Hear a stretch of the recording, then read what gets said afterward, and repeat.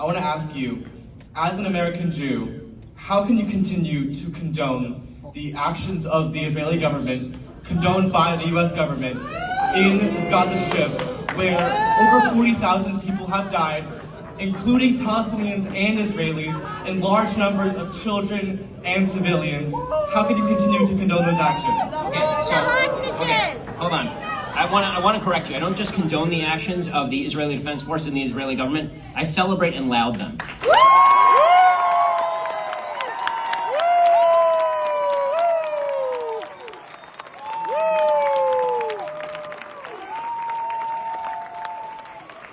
October 7th, Hamas launched the most deadly war on Jews since the Holocaust. They killed 1,200 innocent people. They took 250 hostages. 100 of them are still being held hostage. I know members of families of hostages who are still being held, American citizens.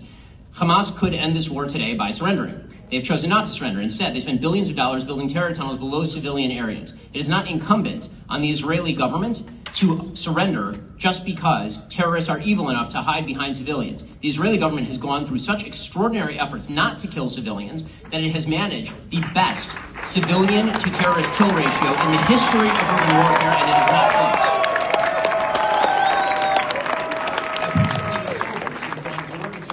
In the Gaza Strip, who have risked their own lives to prevent civilian death. Israel has complete and utter air superiority over the Gaza Strip. Turns out that Hamas doesn't have an air force. They just had a series of tunnels where they hid all their leadership while their people suffered, after their people voted for them, and then they effectively established a dictatorship over the course of the last 20 years. Israel, with their complete air superiority, certainly would have had the ability to commit full-scale human atrocities had they wanted to. They have complete air superiority. They could have used F-35s and simply turned the place into a parking lot. They did not, in fact, do that. They moved vast scales of population. In fact, believe it or not, there have been more births in the Gaza Strip since the beginning of this war than there have been deaths in the Gaza Strip from the war itself. That is a very poor way to conduct a genocide. Israel is being more in the conduct of this war than any army in human history, and certainly than the United States Army in its vast role in the history of urban combat. That is uncontested. What is Israel supposed to do? Simply say that you get to play tag, you take Israeli citizens, you kill 1,200 people, you hide behind a baby, you hide behind a civilian, and now Israel has to preemptively surrender? That is a great way to make sure that terrorists always win. What Israel has done ought to be celebrated by the Western world because they've demonstrated that if terrorists decide to launch a war that cannot win, they will be eviscerated from the face of the earth as they ought to be. Do you not want ceasefire now? I do not want a ceasefire until Hamas is destroyed and all the hostages are back.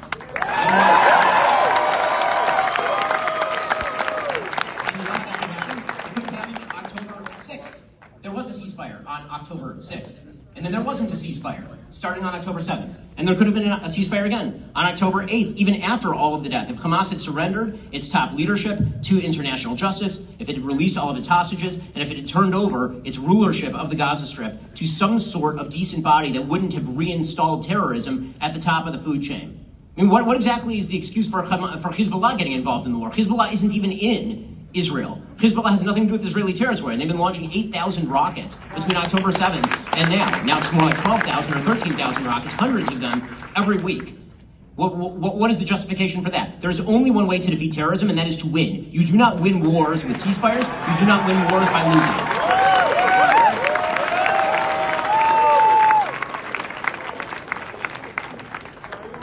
In your speech, you mentioned that there are scavengers who like to tear down and there are lions who like to build up. Are there not some institutions we ought to tear down in society, potentially like the Israeli Defense Force? I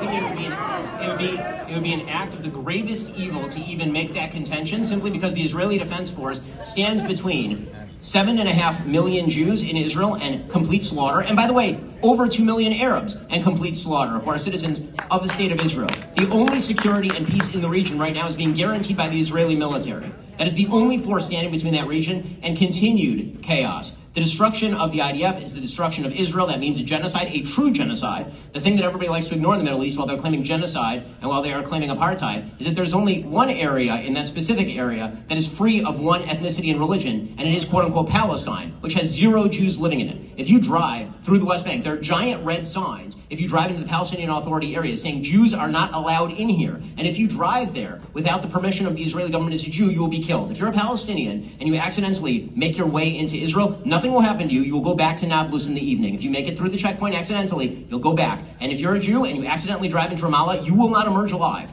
That is not, if we are talking about which force here is a force for good and which force here is a force for evil, there is no question what the distinction is. And if we're going to talk about institutions that ought to be torn down, we should start with the legacy media, which seems to have radically misinformed you.